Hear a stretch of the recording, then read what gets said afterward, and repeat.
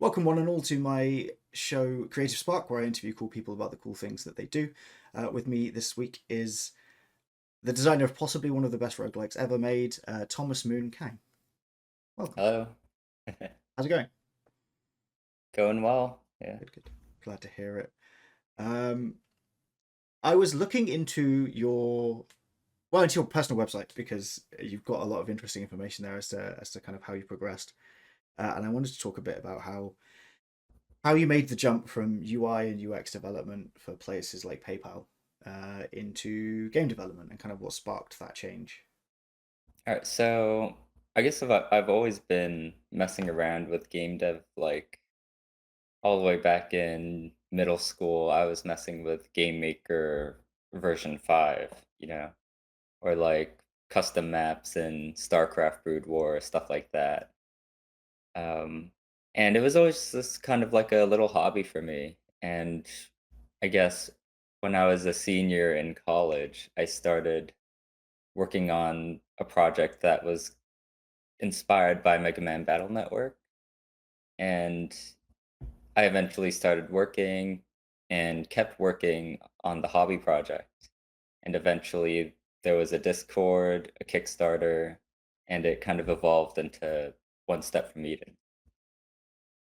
Can you talk me through like what was the obviously you said Mega Man Battle Network was one of the key influences. It's pretty obvious to anybody that's Mhm. played the two games.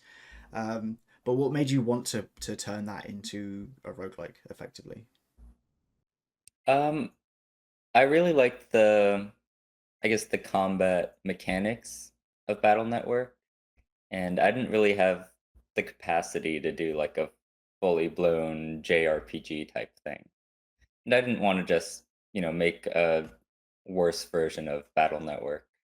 Want to explore kind of like the different combat mechanics, things you could do with that system, the grid, and yeah, roguelite seemed like the perfect mm, format that a solo dev could pull off while still keeping things like interesting and exploring the depth of the combat system.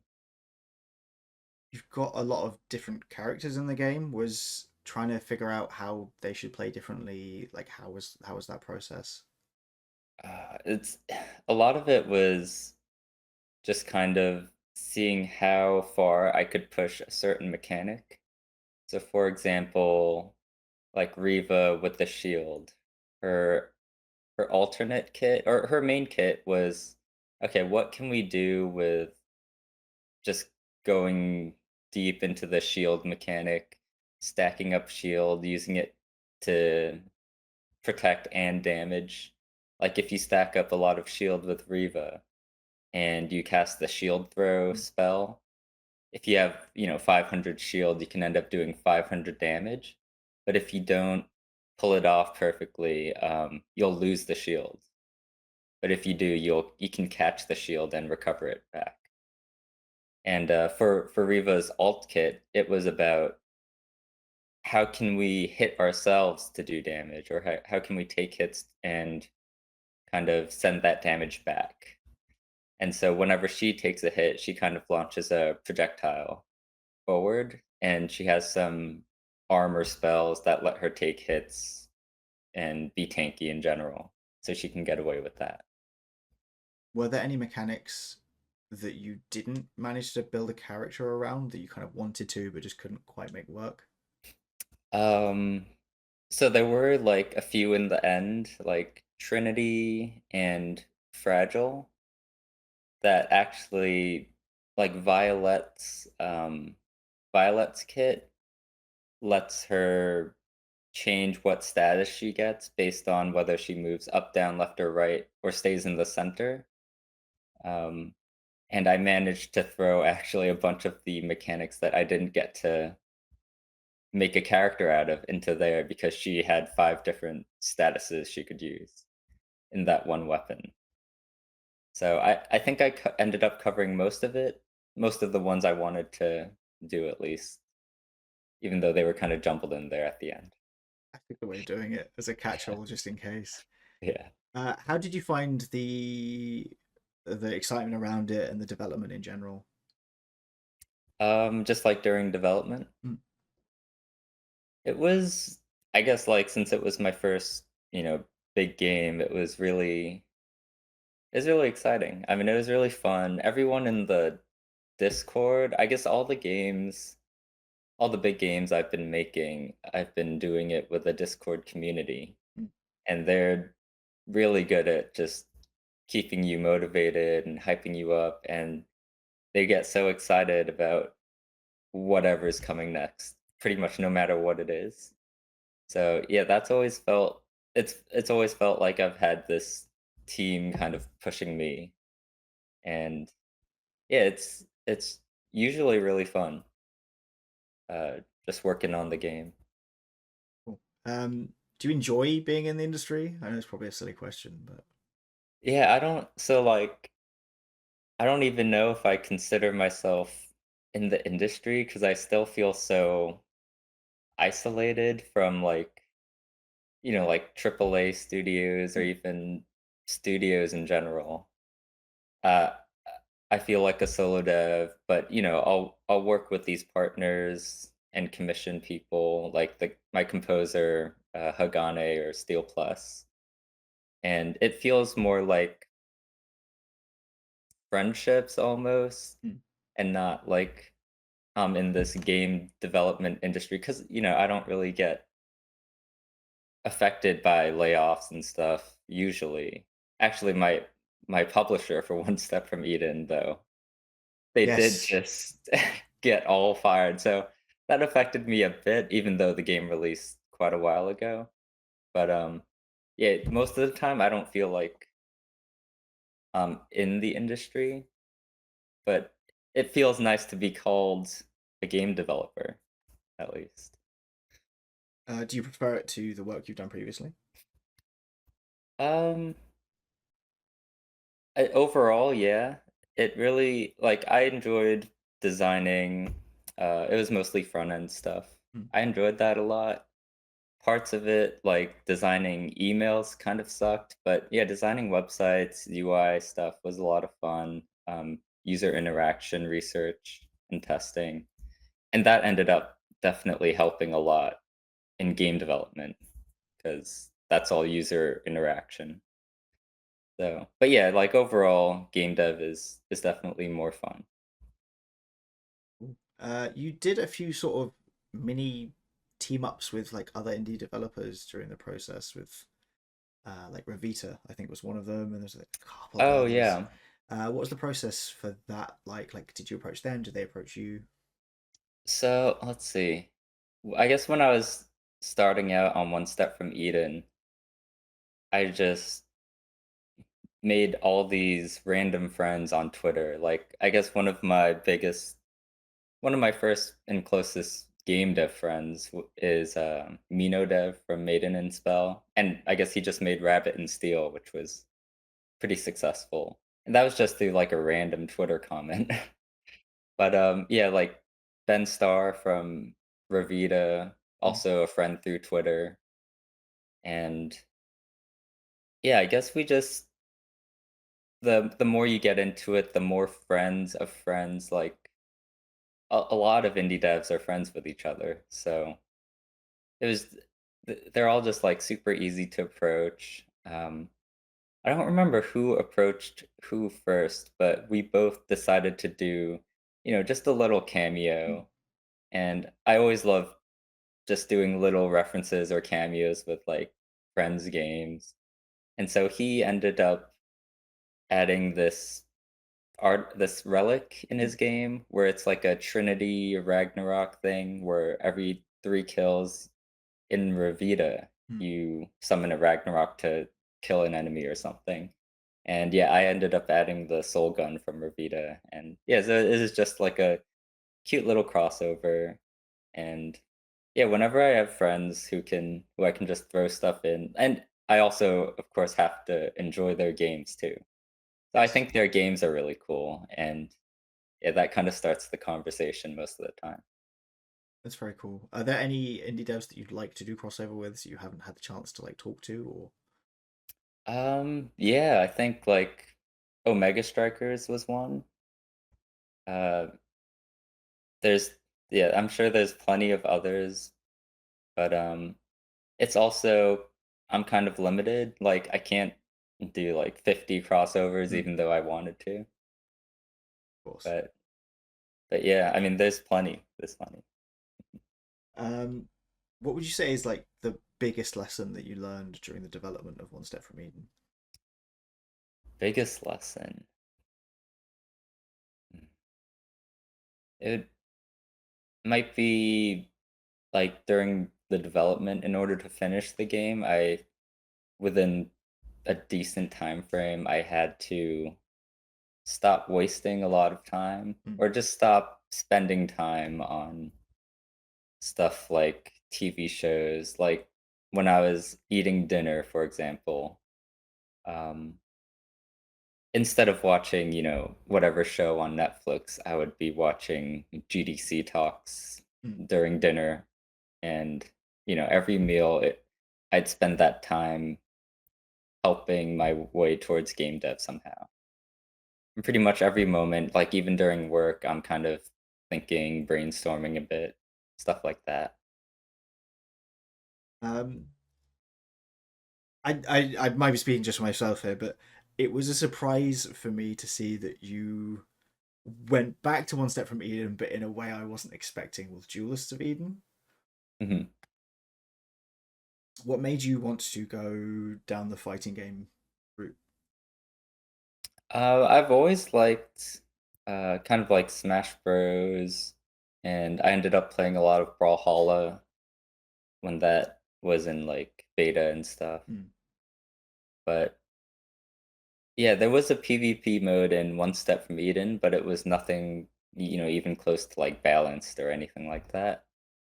But I thought it would be really cool to just have like a PvP grid fighting game because that didn't really exist yet. mm. There's a Mega Man Battle Network PvP, but it feels it definitely feels completely different from what I thought Duelist of Eden would be. Mm. And so I just the main reason I made Duelists was just to fill that niche and make something that didn't exist yet.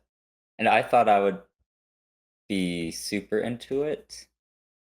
But after I finish the games I make, I'm always less into it than initially. Like if someone else made the game, I probably would be way more into the games. But the fact that I made it definitely it loses a lot of its appeal. Do you think that's because you know how everything works? So like some of the Yeah, magic is gone? definitely the magic is I mean, like, there's some magic there, at least with the card system because Mm. even I don't know how things are gonna all work out together, Yeah. and the players always manage to figure out something more than I could come up with. So that part helps, but yeah, like there's nothing too mysterious, which is always kind of a big allure, especially with like roguelites. Yeah, no, 100%. Yeah. Finding the next build or the next new weapon and things like that is a huge part of what drives Mhm. me to play more roguelikes anyway. It's like one of my main genres, um, because I have no attention span anymore. Um, Yeah. uh, are you enjoying the reaction from the fighting game scene to Duels of Eden? I saw that you went to a few tournaments recently, things like Oh that. yeah, they were just they were small local events, but I guess a lot of the hosts of those events have supported me in the Discord a lot, so I wanted to meet them in person, Mm. thank them in person, and yeah, I mean, the locals are a lot of fun because everyone there loves the game and they're just having a good time. Um, I think, could you repeat the question? I think there was something else I wanted to say about it. Just have you enjoyed being part of the fighting game Oh, community the in fighting general? game, Yeah. right? So I thought the fighting game community would be a bit more into it, but it's probably a bit too different, or maybe just too niche, or maybe it's that there isn't dedicated servers Mm. for rollback or something. I'm not sure. I did think it would be a little more popular Mm. among fighting gamers, fighting game players, but it didn't end up being that way. So, I mean, well, a lot of fighting game players enjoyed it. I Mm. guess the ones who've played it, but yeah, it didn't get too popular. If you had, I don't know what you're working on specifically at the moment. I will ask. You're 100% going to say I can't tell you because it's probably NDA. That's just how these things go. And I'm fine with that. I've made my peace. But is there anything that you'd want that you still want to do to Duelist of Eden or One Step from Eden that you've yet to do?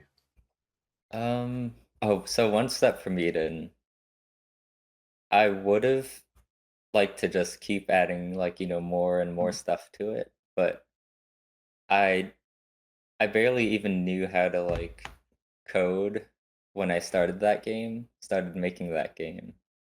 So the whole infrastructure for One Step from Eden is just so like such a pain to work with. The more I add stuff, the more bugs there will be. And also the console porting, like that's kind of a nightmare. The console porting, the Mm. localization, like every time I want to add, a new spell or a new character, it has to go through all these processes that Right. just it's so much harder than just adding a new character and shipping it. Yeah, of course. So yeah, that and the code base being, trash.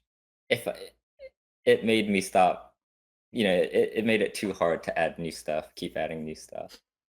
But if I could like rebuild it from the ground up, like if there was a one step from Eden 2, it would be a lot easier for me to just keep adding new content. Is that Uh, something that you'd want to do? A second One Step from Eden? Two Steps from Eden? I don't, I don't think so. Maybe in the future, but it, yeah, I always have a hard time coming up with new project ideas. So it's possible that that comes up later. Mm. But for Duelist of Eden, there's going to be at least two new characters coming within a month. Cool. So yeah, that's something to look forward to. Very cool. Are you still working on Judas for Eden or have you started working on the next thing? I've started working on the next thing since a few months ago, um, but I'm still working on Duelist for maybe at least a couple more months, a few more months. But yeah, it's not like super popular, so I don't want to keep changing too much. Mm. Maybe just let it evolve from there. Um,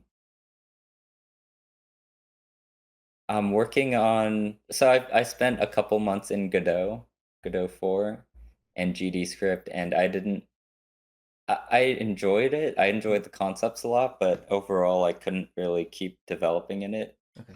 due to some bugs that I think they're still like working on because uh the creator of Godot, I think, did mention that they released Godot 4 a bit early Right. Okay. and haven't ironed everything out yet. So I might go back to Godot, in a year or so. But yeah, I spent 2 months working on a game in that and had to throw it away. And then now I've spent about a month working on another game in Unity. Okay. And it's something more arcadey. Okay. Yeah. And yeah, I guess I can't say too much about it, but there will be a demo out within a few weeks, Oh, that's exciting. I think. Yeah. That's the plan. Yeah, That's it's exciting. kind of an arcadey roguelite. Something I can start working on and release within like 3 or 4 months. Very cool. I think this video will be going up maybe the week after we record it, so that might be pretty close to the demo. Maybe, maybe. I Who knows? That'd be fine, yeah. um, are you any good at One Step from Eden and Julius for Eden? Hmm. I think I'm pretty good at one step from Eden for sure. I mean, half the game is memorizing the attack Yeah. patterns, I think. And of course, I know all the attack patterns since I made them. Yeah, so I'm pretty good at one step from Eden for sure, but not like I can't do all the hell passes probably on my first try Mm. because yeah, those get kind of difficult. Duelist of Eden, decent, but people just get so good at fighting Yes. games. Like, it's and I don't even have that many hours, like, playing against real people. It's usually just me testing stuff, Right. playing against bots, or playing against myself. So, it and it's also one of those games where you kind of have to be practicing a bit with combos and getting some of them down to muscle memory. Mm. And so when I do that, I'm decent, but, compared to, like, some of the best Duelist of Eden players, Yeah.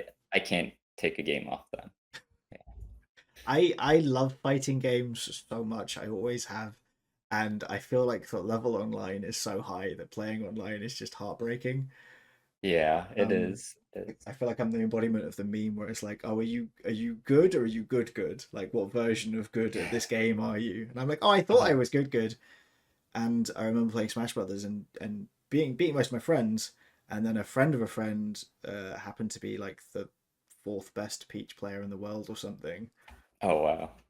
and we all played against them and couldn't take a stock. And it's just like this is an entirely different realm of game playing. I don't understand how to do that.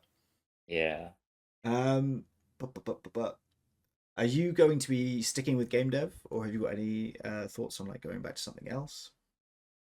I think as long as I can keep making money, I'll just be doing game dev until I retire. Cool, So, yeah, because like, One Step from Eden is still generating some revenue.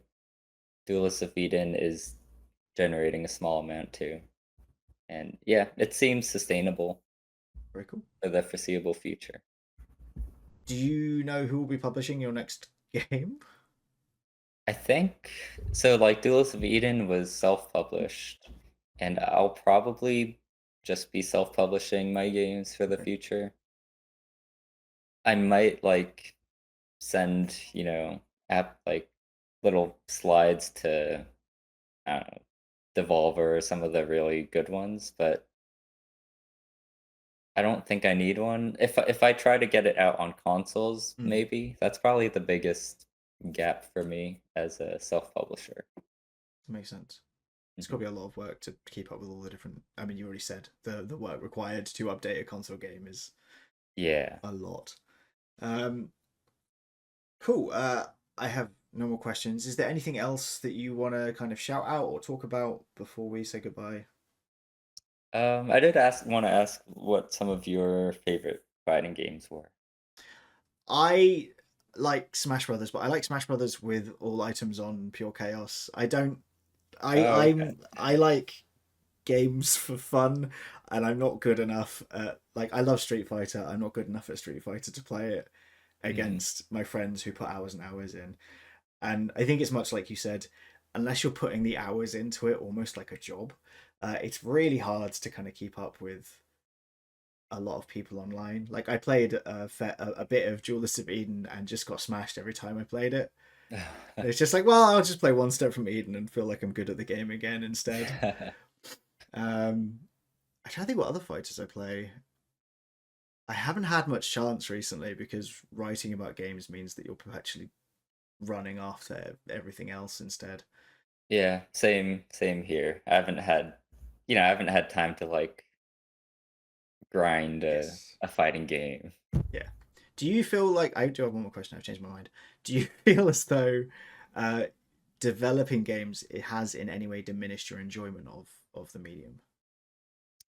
Um, hmm. I think probably it definitely puts you in a completely different viewpoint, or maybe it's like having X-ray vision or something a bit where you look at a game and you see the mechanics first Mm, almost. Um, yeah, so like if a game has pretty shallow mechanics, you can't really it's a lot harder to get engrossed in it. makes Um, sense. so like maybe a lot of story-based games are a bit harder to get through now. Mm, But overall, like I don't think it's too bad. I think it actually goes the other way a bit more, where now in real life you're just constantly thinking about game mechanics. Like you could look at a revolving door and your brain will be like, "Oh, that could be an interesting game mechanic somehow." I mean, it's good. You obviously love what you do, which is definitely important. Um, okay, cool. Yeah, if you've got nothing you want to add, then we'll say goodbye to the people. Which so far I've been doing is just waving at the camera, then cutting it where I feel like it should be ended. So Okay, yeah. Yeah, that cool. sounds good. Thank you so much for joining me. I really do appreciate it. It's been a Thanks for pleasure having talking me to you. on. Yeah, Yeah. it's my pleasure. Yeah, bye. Bye. That's it.